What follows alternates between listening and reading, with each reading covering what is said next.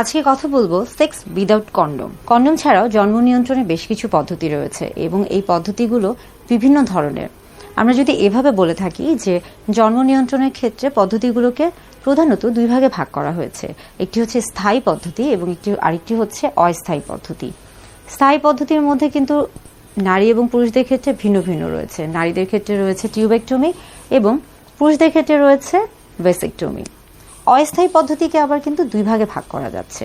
একটা হচ্ছে স্বল্পমেয়াদী এবং আরেকটা হচ্ছে দীর্ঘমেয়াদী। স্বল্পমেয়াদী অর্থাৎ হচ্ছে এটাকে আপনার যখন ভালো লাগছে বা আপনি যখন চাইছেন তখন এটাকে আপনি গ্রহণ করতে পারেন, আবার যখন আপনি মনে করবেন তখন এটিকে কিন্তু যে কোনো সময় আপনি এটা ব্যবহার করা থেকে বা গ্রহণ করা থেকে বিরত থাকতে পারেন। তবে এটা মূলত হচ্ছে স্বল্প সময়ের জন্য হয়ে থাকে।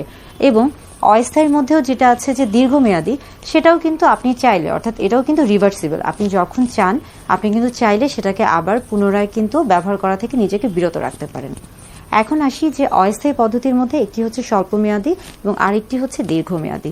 স্বল্পমেয়াদীর মধ্যেই কিন্তু একটি পদ্ধতি হলো কন্ডম, এবং কন্ডম কিন্তু নারী পুরুষ উভয়ের ক্ষেত্রেই পাওয়া যায় বা উভয়ই ব্যবহার করতে পারেন।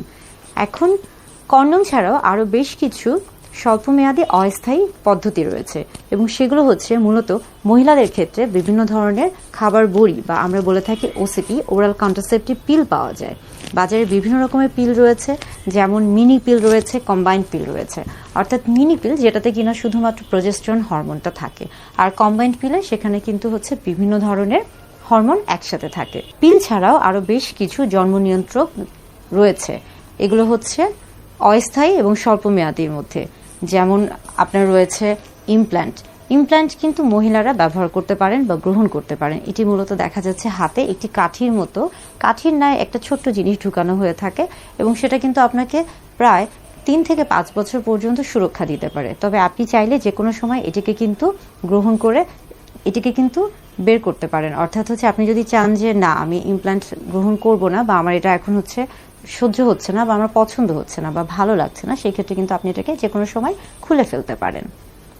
এছাড়া আরও রয়েছে হলো দীর্ঘমেয়াদীর মধ্যে রয়েছে আইইউডি, ইন্ট্রাইউটেরাইন ডিভাইস। এটা কিন্তু দেখা যায় যে আপনার হরমোনাল আইইউডি রয়েছে এবং আরেকটি রয়েছে হচ্ছে কপার টি বা কপার আইইউডি। এক্ষেত্রে এটা মূলত একটা টি শেপের একটা পদার্থ, যেটা কিনা নারীর জরায়ুতে প্রবেশ করানো হয়ে থাকে। এটাকে মূলত ম্যানুয়ালি অর্থাৎ হাত দিয়ে হচ্ছে প্রবেশ করানো হয়ে থাকে। চিকিৎসকরা অর্থাৎ যারা প্রশিক্ষণপ্রাপ্ত রয়েছেন তারা এটিকে প্রবেশ করান। এটার গায়ে বিশেষ করে যেটি হচ্ছে কপারটি, সেটার গায়ে কিন্তু কপারের একটা প্রলেপ থাকে এবং কপারটি বলেন বা আইইউডি বলেন, দুটোর ক্ষেত্রেই কিন্তু এটা স্পার্মের যে মুভমেন্ট অর্থাৎ যোনিপথে স্পার্মকে পৌঁছতে এটা কিন্তু বাধাপ্রাপ্ত করে, অর্থাৎ শুক্রাণু এবং ডিম্বাণুকে নিষিক্ত হতে এটা বাধা দেয়। এবং এর পাশাপাশি দেখা যাচ্ছে যে জরায়ুর যে ওয়াল, আমরা বলে থাকি জরায়ুর যে প্রাচীরটা রয়েছে সেটা কিন্তু কিছুটা মোটা। এটা কি করে থাকে, এটা হচ্ছে জরায়ুর যে প্রাচীর রয়েছে সেটাকে পাতলা করে দেয়, যার ফলে কিন্তু সেখানে ডিম্বাণুটি নিষিক্ত হতে পারে না বা হচ্ছে সেটি কিন্তু বসতে পারে না সঠিকভাবে নিষিক্ত হওয়ার জন্য। অর্থাৎ এই প্রত্যেকটা পদ্ধতি কিন্তু আপনার জন্ম নিয়ন্ত্রণের জন্য সহায়ক। কন্ডম ছাড়াও এই প্রত্যেকটা পদ্ধতি কিন্তু আপনি যে কোনো সময় গ্রহণ করতে পারেন, বিশেষ করে যখন আপনি চিন্তা করছেন যে আপনি জন্ম নিয়ন্ত্রণের একটি পদ্ধতি গ্রহণ করবেন, কিংবা আপনি যখন চিন্তা করছেন যে আপনি একটি সেফ সেক্স বা হচ্ছে নিরাপদ সহবাসের কথা চিন্তা করছেন। তবে শুধুমাত্র কন্ডমই কিন্তু যৌনবাহিত যে রোগগুলো রয়েছে অর্থাৎ সিফিলিস, গনোরিয়া বা এইচআইভির মতো যে রোগগুলো রয়েছে এগুলো থেকে আপনাকে সুরক্ষিত রাখবে।